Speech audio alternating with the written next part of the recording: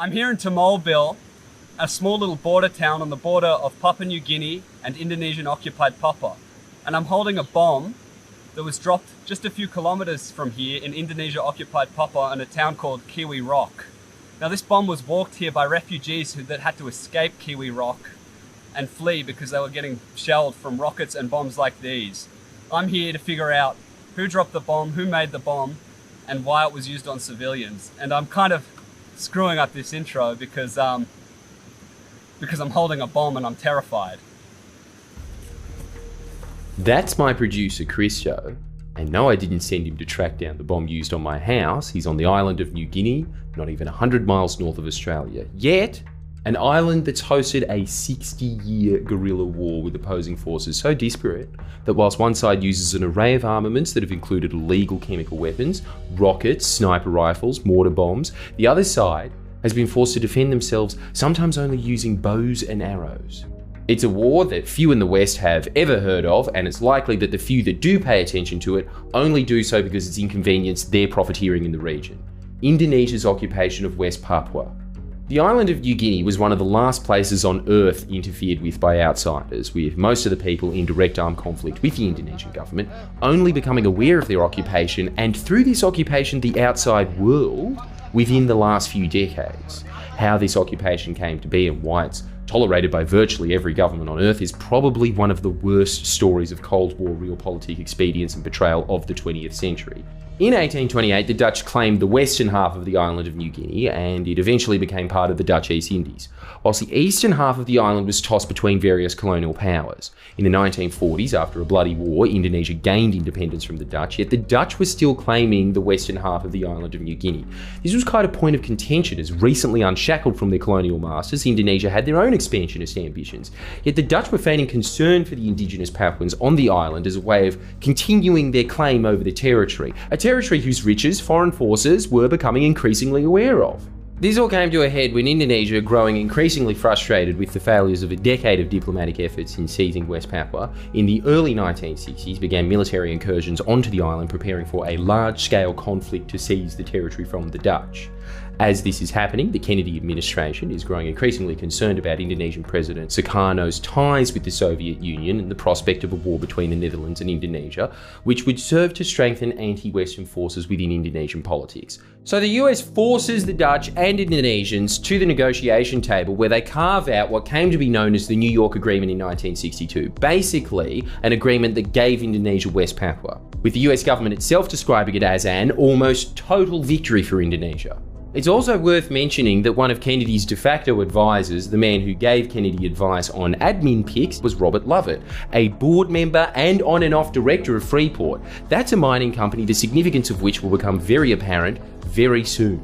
The New York Agreement stipulated that the UN would administer West Papua for a few years, then Indonesia, then an Act of Free Choice to be held before 1969, which was meant to be a vote on Papuan independence. What this act of free choice actually came to be was Indonesia rounding up around 1,000 West Papuans, handpicked by the military, and under the threat of violence asking them, do you want West Papua to be independent or part of Indonesia? Also answer out loud.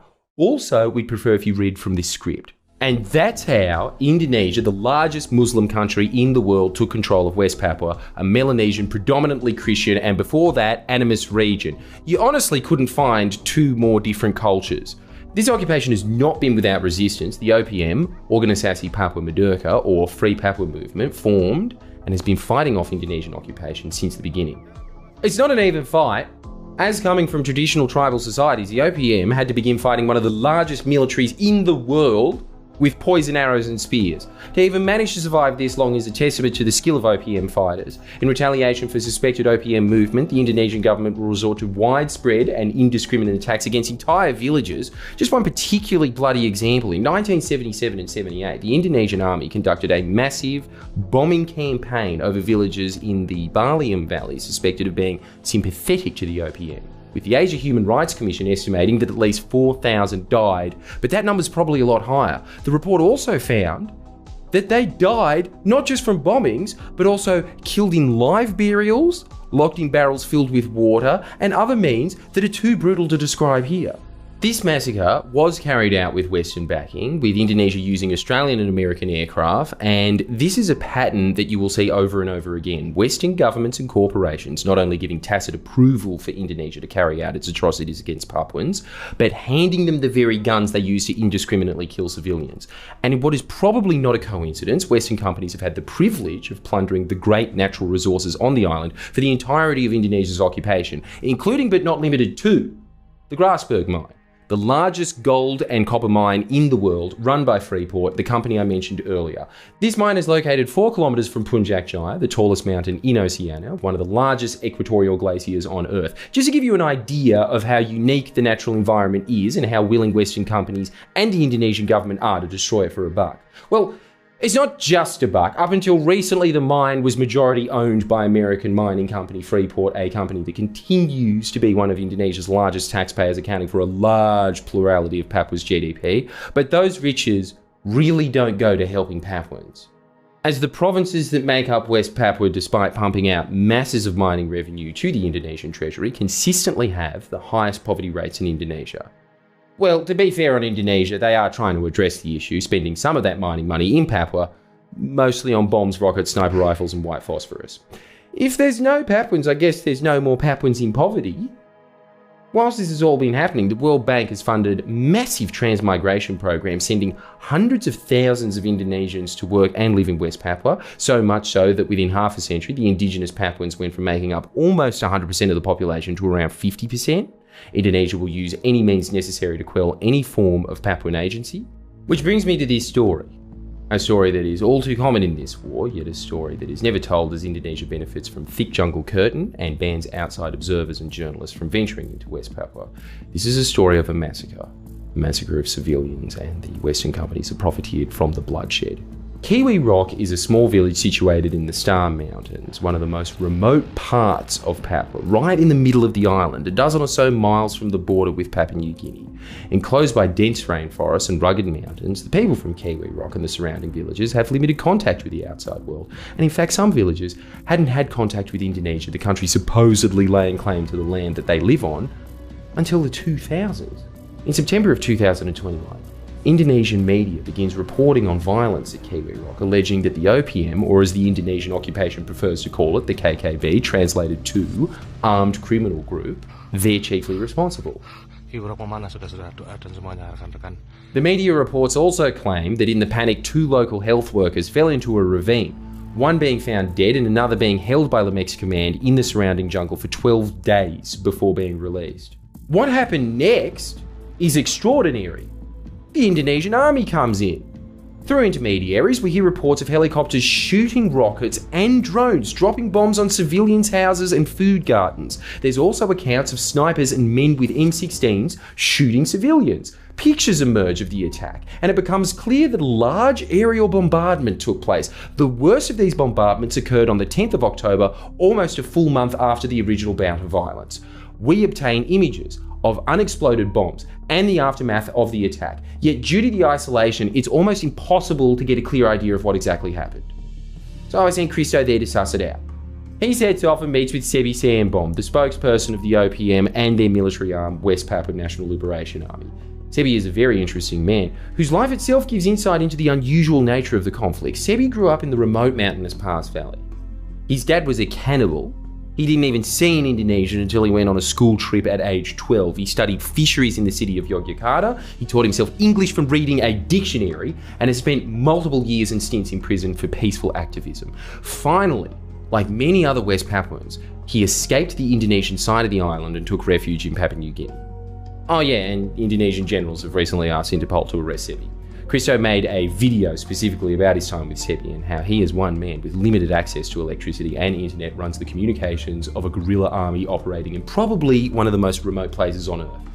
Oh, and it's probably important to note that as this was being filmed, further west in the Nduga Regency, the OPM had taken a New Zealand pilot hostage, and in response, Indonesia was rolling out a massive military operation. So Sebi was in between showing Christo around and was negotiating that tense situation at the same time. Anyway, it's kind of hard to describe what happened there in third person, and I want to still be able to holiday in Bali, so I'll let Christo take it from here.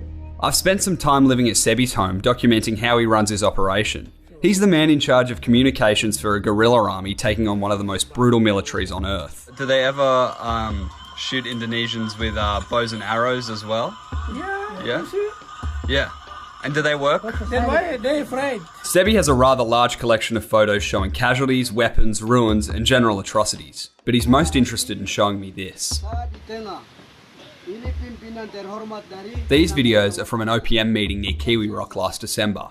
There seems to be consistent accounts filtering out about what happened there, yet little is known about the number of victims and what occurred in the aftermath of the attack. It seems Sebi and other senior OPM figures are some of the only visitors the village has had that have investigated an aerial bombardment of civilians. Untuk menjadi barang bukti yang Indonesia lakukan. Sebi agrees to take me as close to Kiwi Rock as possible, which due to the remoteness involves a perilous bus trip. Well, maybe just for me.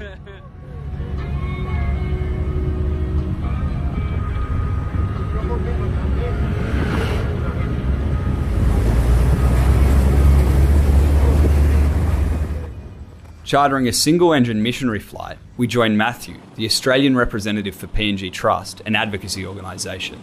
The mountains we're flying over are some of the last frontiers for industrial society's advancing march.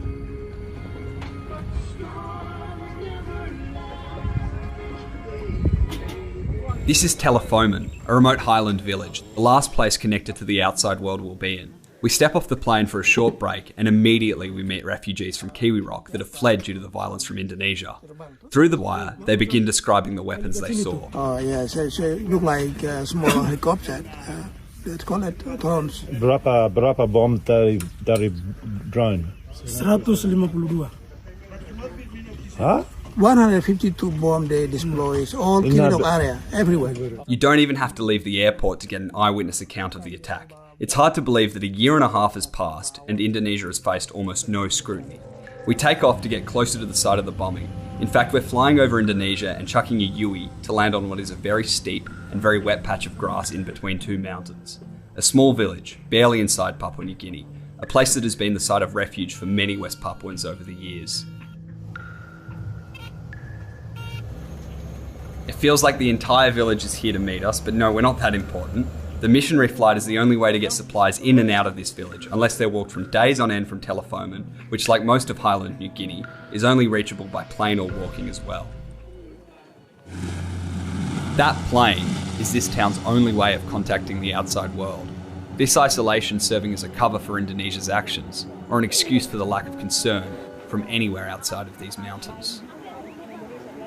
And then I get my introduction. I don't even have time to set up my camera. I walk to the first building I see, and I'm immediately confronted with the evidence of Indonesia's attack. An old rice bag filled with shrapnel and an unexploded bomb. Oh, there it is. So that's the mortar dropped on Kiwi Rock. They shot by helicopter.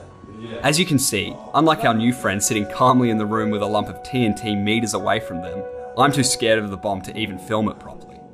I then realise I probably should do my job and film the evidence that we'd travelled thousands of kilometres to see, just a little bit.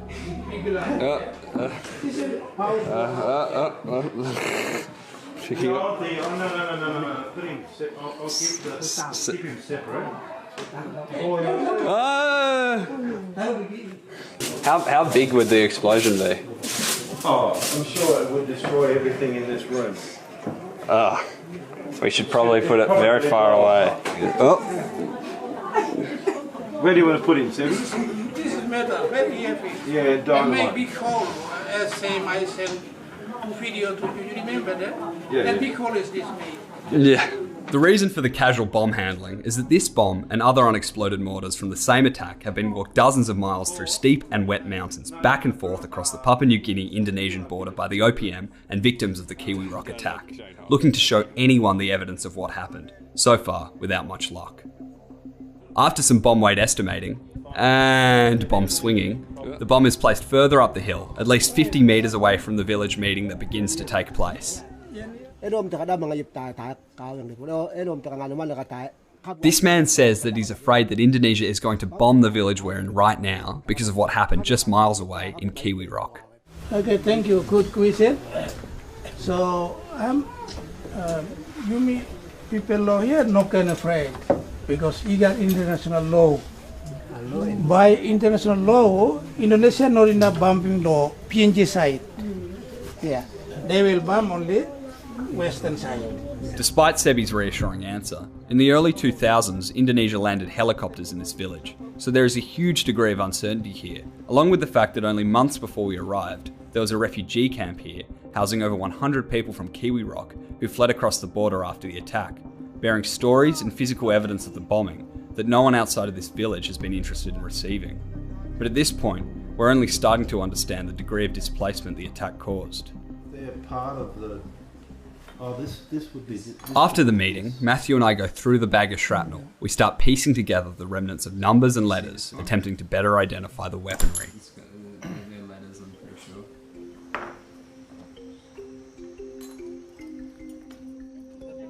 It's a pretty idyllic place. Strange to think villages just like this one were bombed, as they had the misfortune of being located a few miles away, west of the 141st meridian. Uh-oh, big? Is it in enclosure? Yeah, you go. Yeah, you suspend then. Oh, Jesus Christ.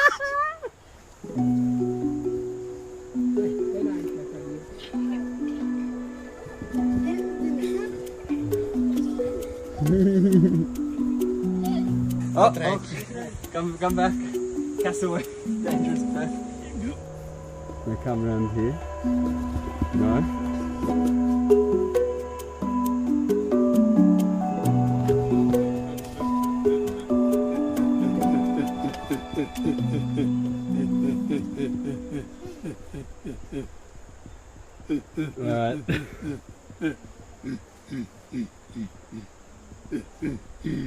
Alright. Okay.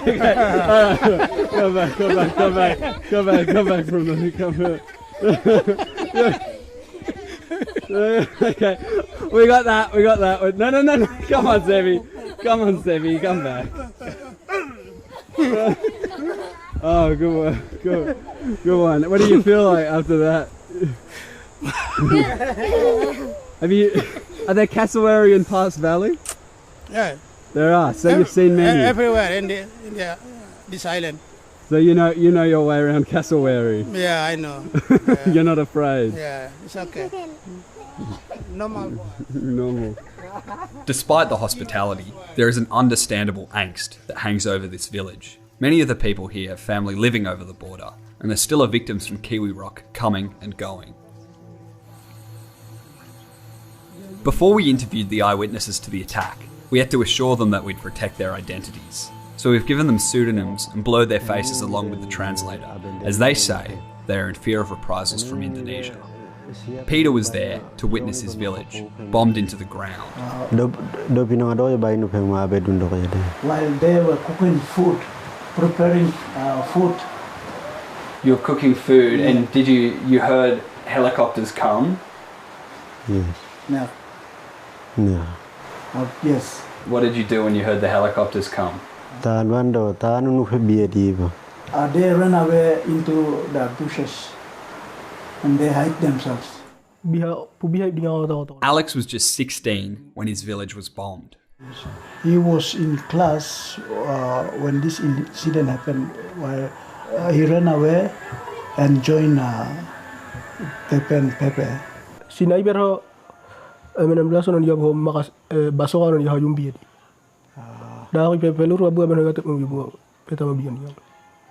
They use a bomb, sniper, M16. They all describe rockets shot from 4 or 5 helicopters, mortars being dropped from drones, and soldiers with M16s and sniper rifles terrorising villagers on the ground, forcing them to flee into the mountains to hide. Many of the soldiers were using a sniper and M16. Bombs were being dropped at the village, gardens destroyed. Villages and gardens were destroyed. Yep. And what was dropping the bombs? How were the bombs being dropped? Some bombs were fired and dropped by drone. Drone? Yep. I asked the witnesses to draw the drones that dropped the mortars. The 2 witnesses that could independently came back with strikingly similar pictures. At first, I thought there was confusion and the witnesses were drawing helicopters, but they reassured me that these were small drones dropping mortars. This picture from 2021 shows an Indonesian soldier in Papua, seemingly from BRIMOB, the Mobile Brigade Corps, standing next to a drone model almost identical to what the witnesses drew. We've identified the drone pictured as a Xi'an Blowfish A3, a Chinese model that boasts of a swarm function, where 10 drones swarm a target in unison, utilising artificial intelligence to take off and attack a target with full autonomy. This is the very cutting edge of modern warfare. You wouldn't have much luck defending yourself from these with bows and arrows.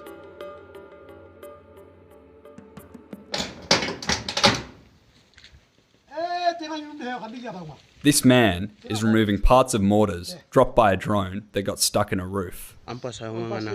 After you were bombed, did you went and collected these? Where did you find these ones? This one.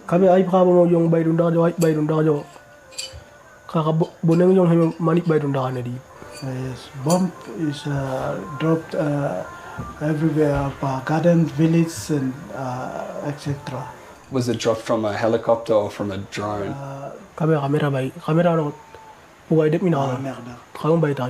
It's thrown from a drone. Drone. So this one's from a drone, goes down like that, and it's like the green one we saw yesterday, Yes. and then this one. Is this one come from a helicopter or? Yeah. Yes. Drone by the Bihar. This from helicopter. Yes. Were they shooting rockets at civilians? No.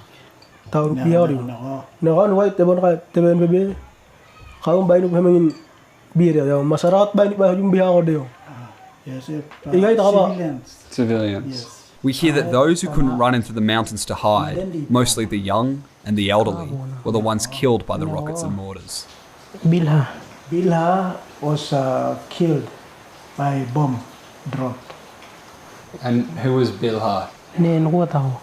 His sister's daughter, And how old was Bilha? 4 years. 4 years old. And where was Bilha when the bomb was dropped?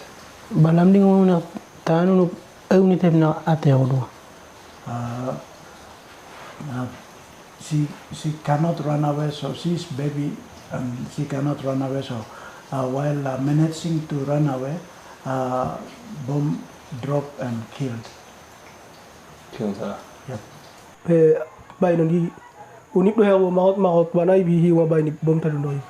All people unable to run away into the bushes to hide themselves were bombed and killed. And killed. Yes. And they died from not being able to eat food? Uh, No, they were bombed. They were bombed. They were bombed. Those who didn't die in the attack still had to survive being dispossessed without food or shelter in the Star Mountains, a place thought to be one of the rainiest on Earth.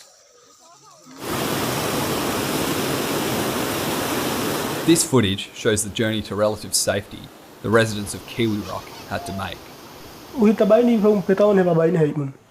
They were in the bush. They stayed in the bush till now. Till now. Yes. And did anybody die in the bush? 200. 200 died Yeah, from starvation. from starvation and did any family members die from starvation?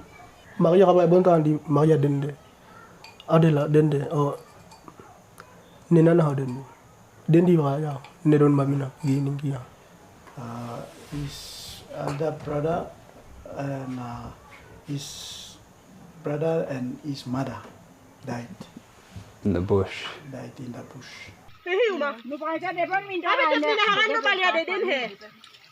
This is a makeshift camp in the mountains. The people here are surviving on leaves.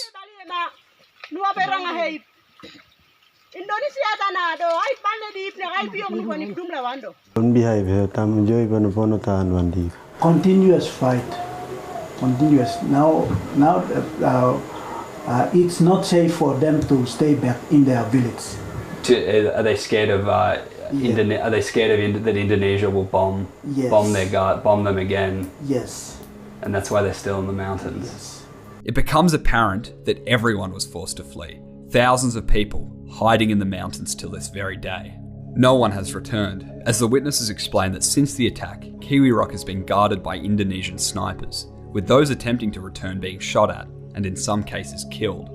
In October last year, Alex's uncle attempted to return to Kiwi Rock to retrieve his pigs and was spotted by a drone and then shot by a sniper from 100 metres away, with the Indonesian media triumphantly reporting this killing. He was a civilian. Civilian? Yes. And he was hit by a sniper? Yeah. Earlier this year, videos circulated by Indonesian media show snipers shooting across the valley at the track to enter Kiwi Rock. This footage even shows OPM commander Lamek Taplo explaining that locals found a makeshift booby trap, a model of stun grenade seen used by the Indonesian police, tied to a tripwire set up on the walk back from the mountains to Kiwi Rock. Some of the victims made it over the border to the small village we're in right now, and I'm shown the site of the makeshift refugee camp where 103 Papuans made their home for over a year. Sebi was here last year and saw the camp when it was still populated, but these people haven't returned to Kiwi Rock. They've found another site, somewhere in the mountains. Is this all stuff from refugees? Yeah. What is it?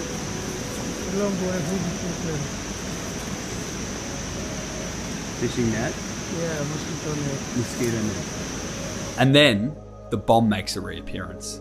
This time I'm able to get close enough to actually inspect it. Unexploded bomb. Yeah.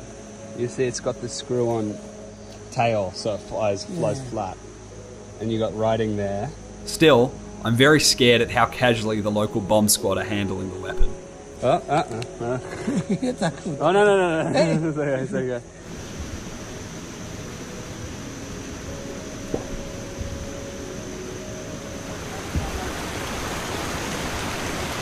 Oh, where we go?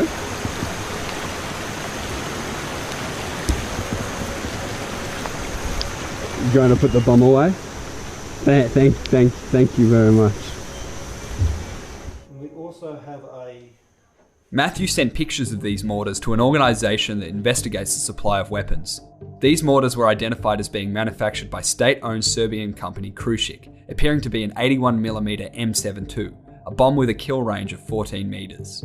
These mortars were identified as having an improvised tail boom attached, as well as an improvised impact fuse with a much larger surface than on a regular M72. Meaning these bombs were not fired from a mortar barrel, but dropped from an aircraft, and were modified to explode when they hit a far softer target than usual. In this case, most likely the sago leaf roof of a villager from Kiwi Rock. This is consistent with the testimony from the witnesses. Yet our most interesting discovery comes from the bag of shrapnel. Most interestingly and probably most identifiable is this little curled up piece of the cylinder of the rocket. Inside, it's got the letters 6, 8, which match up with a Thales model rocket. They're a big European company, which, probably shouldn't be out here, in the middle of the island of Papua being used on civilians.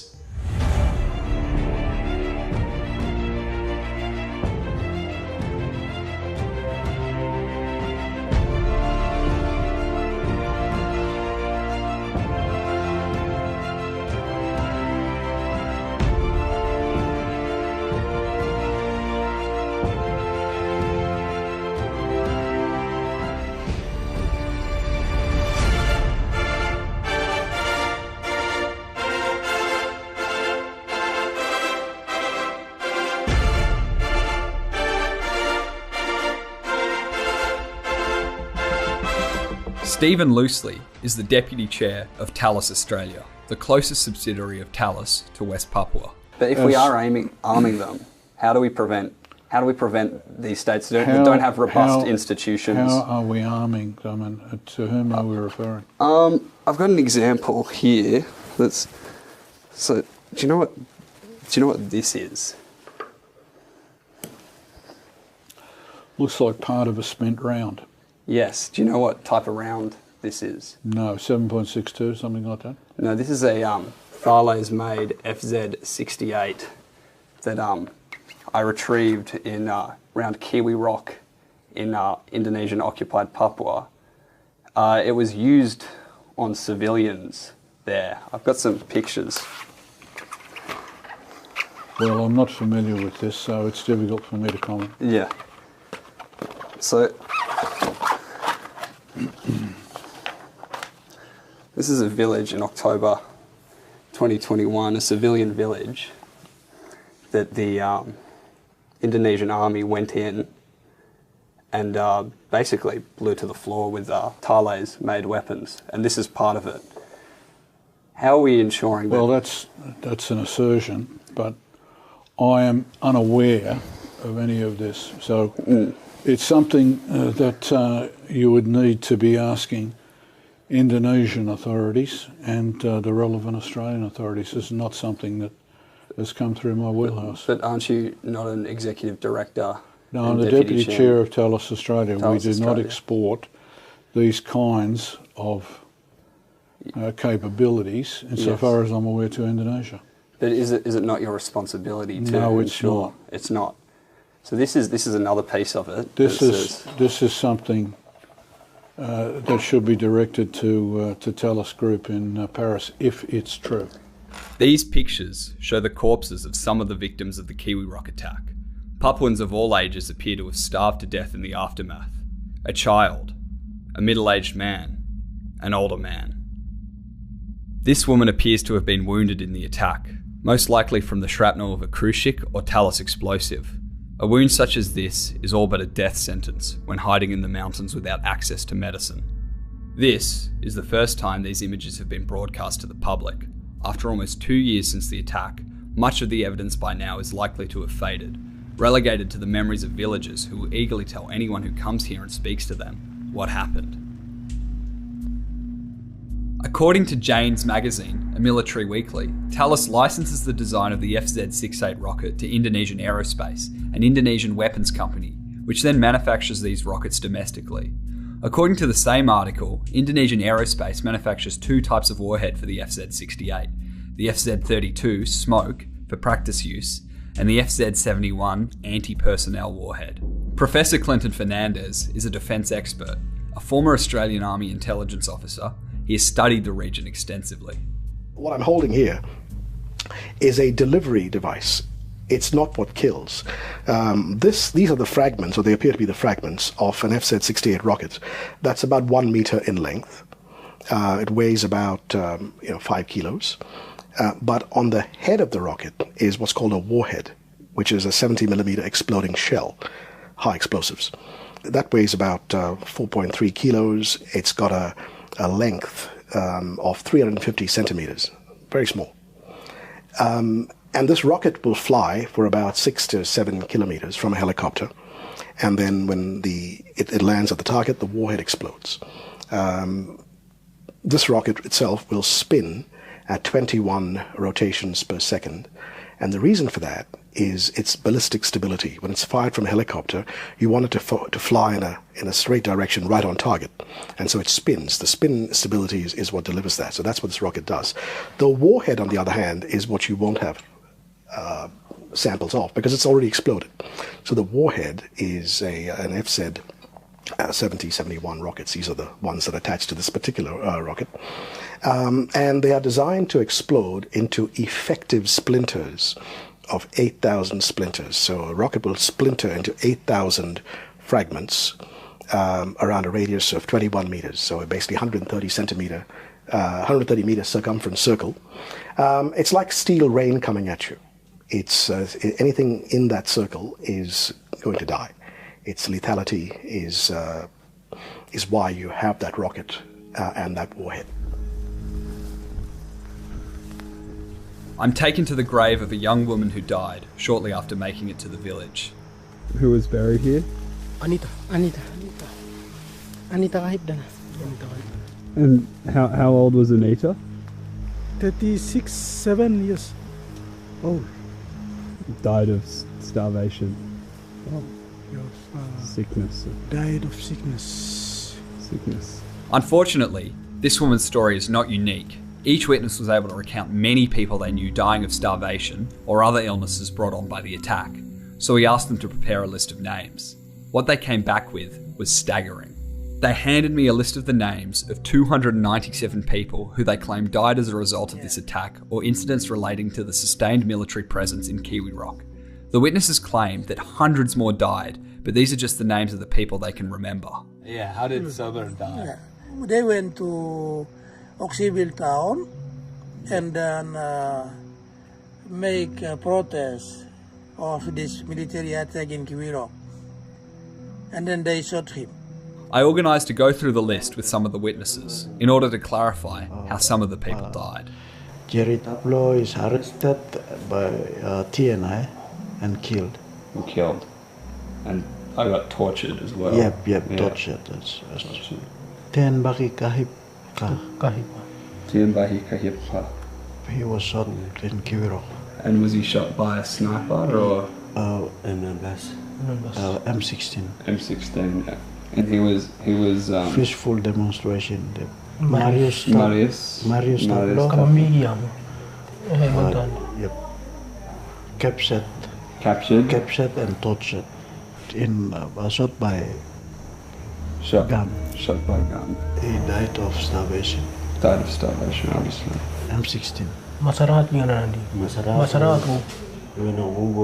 Tena ya kantung da ina weno kung she got 2 kids, so their kids were grabbed and killed, and she was shot by M16. The kids were killed? Yep. Kids were killed also. Are the kids on this list? They don't know the kids' names. Yep. So they don't know the kids' names, but with 2 kids who were also killed in Kiwi Rock. Yep. Due to a lack of access, we're unable to properly verify the deaths on this list, but we did cross-reference them with a list of names of refugees from the OPM, and some of the names matched up. We spoke to Human Rights Monitor, an NGO conducting their own investigation through church groups into what happened at Kiwi Rock, and they came to the conclusion that around 60 people died. This report is yet to be released. According to the account from the local OPM that was accompanied by the photos of corpses and casualties shown earlier, as of 2023, at least 72 people had died. This report was also accompanied by these pictures of graves, and some of the names on the graves match the names of the witnesses we spoke to listed. Yet according to our sources, the mountain camps where people are hiding are scattered and isolated. As such, any accounts of deaths may be limited to a certain area. It is also worth noting that it's customary for the people of this area to use multiple different surnames depending on the circumstance, so we cannot make any concrete assertions to the number of deaths. What is clear though is that an entire village, thousands of people have been displaced, shelterless, starving, and unable to return home to this day. It is also clear that many of these people have died, mostly Nyalam Kupal people, a language group with less than 20,000 speakers.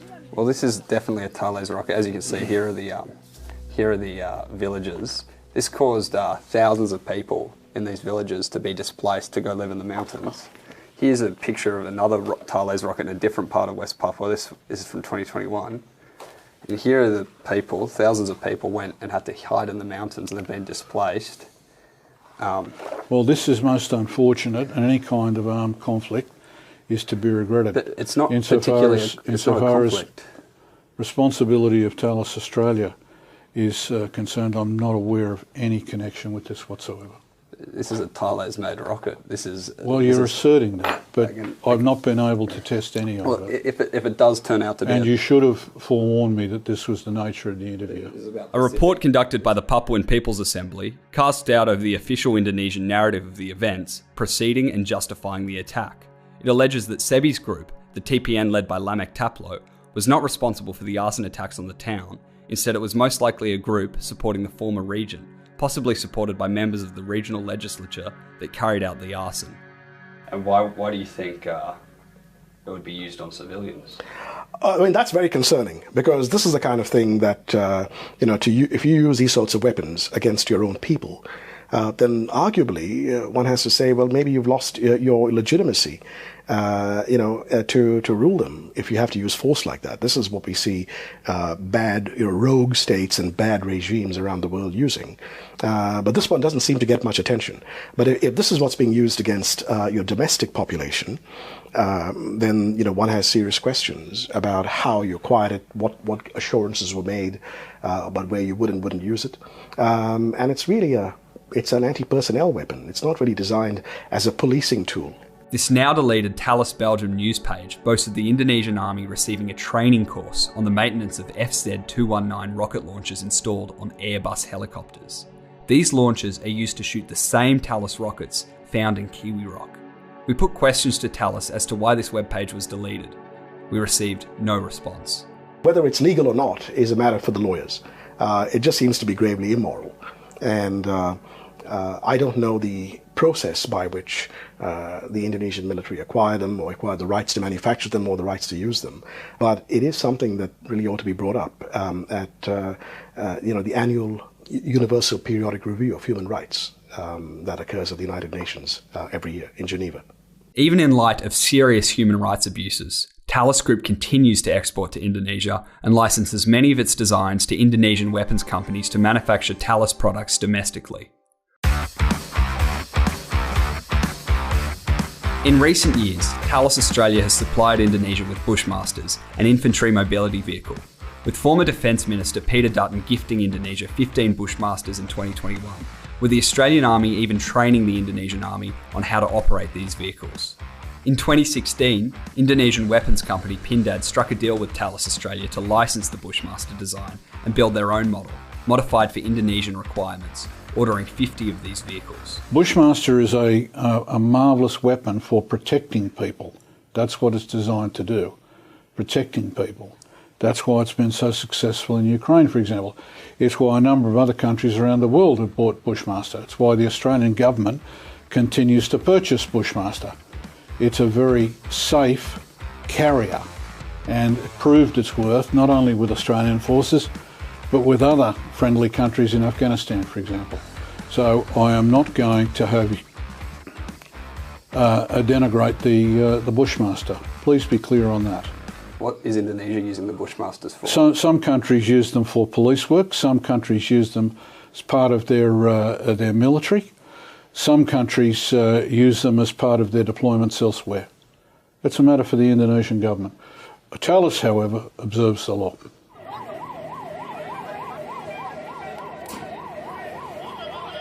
Papuans in cities like Jayapura and Wamena are all too aware of what Indonesian policing with heavy vehicles looks like, usually breaking up protests. Indonesia's capacity is undoubtedly going to improve with the addition of dozens of Bushmasters.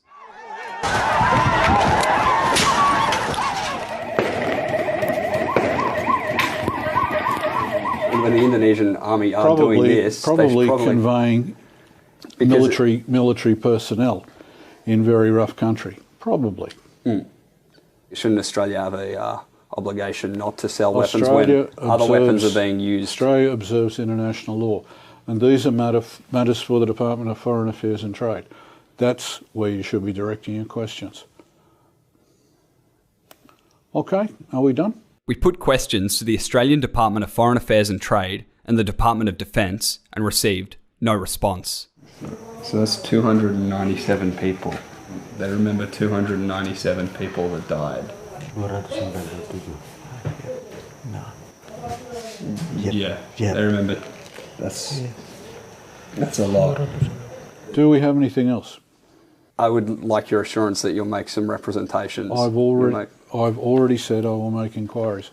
That's as far as I'm able to go. We spent weeks attempting to hold loosely to his word and get him to make the relevant inquiries. Yet the only further contact we received was this text. Suggest you direct your inquiry to the Thales Australia Director Communications. Over the course of months, we sent multiple emails and made dozens of phone calls to the Communications Director of Thales Australia, Jasmine Hilliard, and received no response. We also put questions to the Belgian and French offices of Thales and received no response. No.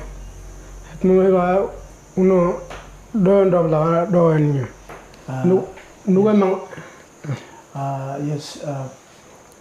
the manufacturer of this bomb, please, I suggest you put a stop to them. Stop making the bomb? Yes, stop making a bomb. Stop making the bomb. Yeah. The last remnants of humanity's pre-industrial past exist here in these mountains. This is the last of it on the planet. For some Papuans, these rockets and mortars would have been their first contact with the outside world. Chinese drones, Serbian mortars, and Belgian rockets. Globalization has truly reached the Star Mountains. A culture and people obliterated by showers of burning steel screaming from the sky, wiped out to balance the books of foreign arms companies and ease the way of industry that sees these people as nothing more than the cost of doing business. Thank you. Good to meet you. Thank you very much. Thank you.